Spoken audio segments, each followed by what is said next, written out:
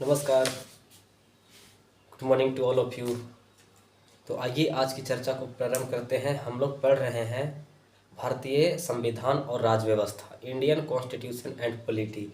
और Indian constitution and polity में हमने सभी आयामों को जानने का प्रयास किया। बेसिक तौर पर फंडामेंटल राइट्स हम लोग पढ़ रहे हैं, और फंडामेंटल राइट्स में हमने कल की क्लास में हेमोसेक्सुअलिटी यानी समलैंगिकता से संबंधित जितने भी आयाम थे, जितने भी केसेस आए, और फाइनली सुप्रीम कोर्ट का जो निर्णय रहा कि कोई भी व्यक्ति को समलैंगिकता यानी समलैंगिकता एक के क्या है, अपराध नहीं है। अतः वह किस बिंदु को केंद्र में रखकर निर्णय दिया, तो उसका केंद्र बिंदु यह था कि आज के वैज्ञानिक शोधों के आधार पर कुछ ऐसे लोग हैं जो जन्मजात उसके अंदर वो प्रवृत्तियां होती है और वो विलक्षणताएं गुण होती है जो लेकर पैदा होते हैं। अतः हेमोसेक्सुअलिटी को अपराध की श्रेणी से बाहर कर दिया गया।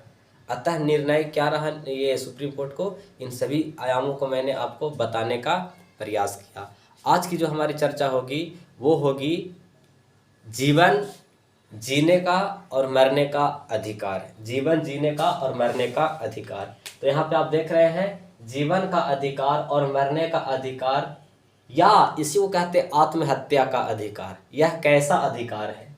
तो इसी के बिंदु पर आगे प्रश्न उठा कि क्या जीवन का अधिकार और मरने का अधिकार एक मौलिक अधिकार है? तो जब इस मुद्दे पर बहस छिड़ी तो मामला सुप्रीम कोर्ट में गया, और सुप्रीम कोर्ट में निर्णय देते हुए रतिनम केस 1994 में, रतिनम केस 1994 में, याद रखिएगा, रतिनम केस 1994 में सुप्रीम कोर्ट ने यह निर्धारित किया कि जीवन के अधिकार एक मौलिक अधिकार है। अतः जीने और मरने का अधिकार दोनों इसमें शामिल है। इस प्रकार मरना भी एक कैसा अधिकार है? तो फंडामेंटल राइट से। ये कौन कहा? रतिनम केस में सुप्रीम कोर्ट ने ऐसा निर्णय दिया। यदि यह निर्णय ऐसा दिया तो कहीं ना कहीं यह निर्णय आईपीसी की धारा यानी इंडियन पिनल कोड का धारा 309 का शून्य बना दिया, क्योंकि 309 क्या कहता है? जीवन जीने का अधिकार, जीवन जीने की अधिक संभावनाएं व्यक्त करता है। यदि आप फांसी लगाने को हैं और यदि फांसी लगाते हुए पाए जाते हैं और बच गए तो आपको सजा होगा। यानी आत्महत्या करने का प्रयास यदि आप किए और बच गए तो आपको क्या सजा होगा। यदि आप आत्महत्या कर लिए तो कोई बात ही नहीं रहा। तो 309 को क्या कर दिया? शून्य बना दिया रतिनम केस। लेकिन आगे चल के एक और केस आती है, ज्ञान कौर केस। ज्ञान कौर केस में यह निर्धारित किया कि जीवन के अधिकार में केवल जीने का अधिकार शामिल है। अतः आईपीसी के धारा पुनः बहाल हो गया। क्या हो गया? पुनः बहाल हो गया। तो देख रहे हैं, यानी बादल का छाया आया, छाया क्षेत्र बनाया, और फिर उस बादल को कौन हटा दिया? तो ज्ञान कौर केस हटा दिया। यानी बादल आया, फिर झपा, और झपा तो आर्टिकल 19 को झाप दिया, लेकिन पुनः फिर जो लहरें चली, जो कौन लहर थी? ये ज्ञान कौर केस, और इसे हटा दिया, जिसके कारण इंडियन पिनल कोड आईपीसी की धारा 309 पुनः बहाल हो गया। क्या हो गया? बहाल हो गया। तो याद रखिएगा, अगर कोई आपसे पूछे कि क्या जीवन जीने के अधिकार में आत्महत्या का अधिकार और मरने का अधिकार क्या फंडामेंटल राइट्स है, तो इसके तहत सुप्रीम कोर्ट में केस चला, और रतिनम केस ने 1994 में सुप्रीम कोर्ट ने यह निर्णय किया कि जीने का अधिकार एक फंडामेंटल राइट है। अतः मरने का अधिकार भी क्या है? एक फंडामेंटल राइट्स है। अब यदि यह सुप्रीम कोर्ट ने तय कर दिया कि मरने का अधिकार एक फंडामेंटल राइट्स है, तो कहीं ना कहीं यह आईपीसी की धारा 309 को मौन कर दिया, शून्य कर दिया। तो फिर आगे चलकर एक केस चलता है, रतिनम केस, ज्ञान कौर केस। और ज्ञान कौर केस में यह निर्णय देता है सुप्रीम कोर्ट कि मरने का ये जीने के अधिकार में केवल जीने का अधिकार शामिल है, मरने का अधिकार शामिल नहीं है। तो ये सारे आयामों को आपको क्या करना है? याद रखना है। आगे देखते हैं। अब आता है आर्टिकल 21। आर्टिकल 21 क्या कहता है? जीवन का अधिकार या दया मृत्यु या इच्छा अनुसार मृत्यु। इसी को कहते हैं यूथेनेसिया। क्या कहते हैं? यूथेनेसिया। यह मतलब क्या कहता है उस चीज को समझिए।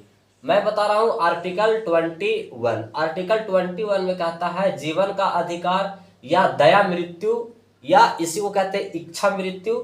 इंग्लिश में इसको यूथेनेसिया बोलते हैं। क्या बोलते हैं? यूथेनेसिया। यूथेनेसिया में क्या मैटर आता है कि इसमें यही बात एक्सप्लेन होती है कि यदि कोई व्यक्ति असाध्य रोग से पीड़ित है, यदि मान लिया जाए कोई व्यक्ति है जो असाध्य रोग से पीड़ित है और कष्ट से बचने के लिए डॉक्टर से मृत्यु की मांग करता है, अतः उसे मृत्यु प्रदान करना ही क्या कहलाता है?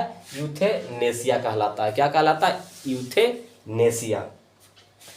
अब यदि ये मैटर आया तो इस पर अरुणा शानवाग केस चला 2011 में, और दया मृत्यु को कुछ इस प्रकार बांटा गया कि सक्रिय दया मृत्यु और निष्क्रिय दया मृत्यु। सक्रिय दया मृत्यु में कहा गया कि सक्रिय पूर्वक दया मृत्यु नहीं हो सकता है। फिर आगे कहा गया कि सक्रिय पूर्वक दया मृत्यु प्रदान नहीं करना या नहीं हो सकता है।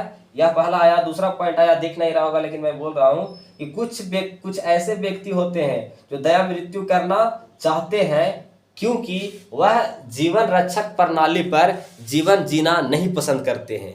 यानी कुछ ऐसे व्यक्ति होते हैं जो अपने जीवन में गरिमापूर्ण तरीके से जिया है, अतः वह नहीं चाहता है कि मैं बुजुर्ग हो जाऊं और किसी जीवन रक्षक प्रणाली पर डिपेंड हो जाए, अतः वह डॉक्टर से अपने कष्ट से बचने के लिए मांग कर सकता है कि मुझे दया मृत्यु दिया जाए। तो इस चीज को आपको क्या करना है? समझना है। तो सक्रिय दया मृत्यु समझ गए। अब निष्क्रिय दया मृत्यु समझना है। निष्क्रिय दया मृत्यु में क्या है कि जीवन रक्षक प्रणाली हटा लेने से जिससे व्यक्ति की मृत्यु हो जाए, तो उसको कष्ट से बचने के लिए उसको दया मृत्यु क्या करना चाहिए? देना चाहिए। इस चीज को आप समझिए। आगे सुप्रीम कोर्ट का सक्रिय दया मृत्यु के लेकर क्या रहा? कुछ इंटरप्रिटेशन रहा, और निष्क्रिय दया मृत्यु के लेकर भी कुछ इंटरप्रिटेशन रहा। सुप्रीम कोर्ट ने सक्रिय दया मृत्यु को अवैध माना। क्या माना? अवैध माना। किसको? सक्रिय दया मृत्यु को। और यह कहा कि यह जीवन के अधिकार का उल्लंघन करता है। लेकिन सुप्रीम कोर्ट ने निष्क्रिय दया मृत्यु को सही ठहराया। किसको सही ठहराया? निष्क्रिय दया मृत्यु को सही ठहराया। सुप्रीम कोर्ट ने दया मृत्यु में कुछ निर्देश दिया और कहा कि वह तभी हो सकता है, निष्क्रिय दया मृत्यु भी तभी हो सकता है जब परिवार या केयर टेकर की अनुमति जरूरी है। उसके साथ साथ क्या है कि डॉक्टर के पैनलों से पुष्टि होना चाहिए कि वह व्यक्ति कष्ट में है, वह व्यक्ति कोमा में चला गया है। आगे हाई कोर्ट के जजों के द्वारा पुष्टि किया जाना चाहिए। ये सभी आयाम हैं जो निष्क्रिय दया मृत्यु प्रदान करने के लेकर बातें हैं, शर्तें हैं। लेकिन आगे देखिए, इसी कड़ी में सुप्रीम कोर्ट ने निर्णय देता है कि गरिमापूर्ण तरीके से मरना एक मौलिक अधिकार है। यानी आपको लगता है कि मैं पूरे जीवन अपने बलिभूते पर जीता रहा और मैं किसी जीवन रक्षक प्रणाली के सहारे अपना जीवन मैं नहीं बिता सकता हूं, तो ऐसे में आपका मरना एक फंडामेंटल राइट्स हो जाएगा, क्योंकि आप गरिमापूर्ण तरीके से, डिग्निटी तरीके से मरना चाहते हैं और इसकी इजाजत देती है वर्तमान में सुप्रीम कोर्ट। उसके पीछे कुछ तर्कें हैं लेकिन वह देती है। उसी जीवन काल में आप वसीयत बना सकते हैं, जिसको लिविंग बिल बोल सकते हैं, और लिविंग बिल में आप सारा बात दर्शाइए कि यदि मैं भविष्य में कष्ट रोग या असाध्य रोग से पीड़ित हो जाऊं, मैं कोमा में चल जाऊं, तो मैं दरखास्त करती हूं या करता हूं कि मुझे दया मृत्यु दे दिया जाए ताकि मैं कष्ट से बच सकूं। तो इस चीज को याद रखिएगा। आगे देखिए, तो इस तरह से बातें हैं जो आपको मैंने बताया। लेकिन यहाँ पे देखिए आर्टिकल 21 से प्रश्न आता है। आर्टिकल 21 में निजता के अधिकार भी शामिल है, और ये आपको मैं बताता हूँ। ये मेरे पास प्रीवियस ईयर 2021 का आईएएस का प्रीलिम्स का क्वेश्चन पेपर है, और उसमें कुछ प्रश्न पूछे गए हैं, जैसे में कि भारत के संविधान के किस अनुच्छेद में, ये मेरे पास जो पेपर है आप देख रहे हैं कि आईएएस 2011 का पूरा प्रश्न पत्र है। इसमें प्रश्न पूछा गया है आर्टिकल 21 से, जो मैंने बताया हूँ आपको। ठीक, इसमें पूछा गया है कि भारत के किस संविधान के अनुच्छेद में निजता का अधिकार है, यानी राइट टू प्राइवेसी इज क्या कह सकते हैं उसको, आप अपने तरीके में बोल सकते हैं कि ये जो प्रश्न पत्र है मैं आपको जो बता रहा हूँ, ये प्रश्न पत्र आईएएस के प्रीलिम्स में प्रश्न पूछा गया है और अन्य प्रकार के एग्जामों में पूछे रहते हैं और पूछते जाते हैं। कहाँ की प्रश्न है तो 2021 के हैं। 2021 के आईएएस में ये प्रश्न आया है आर्टिकल 21 से, जिसको मैं आपको पढ़ के बताता हूँ। भारत के संविधान के किस अनुच्छेद के अंतर्गत निजता का अधिकार शामिल है?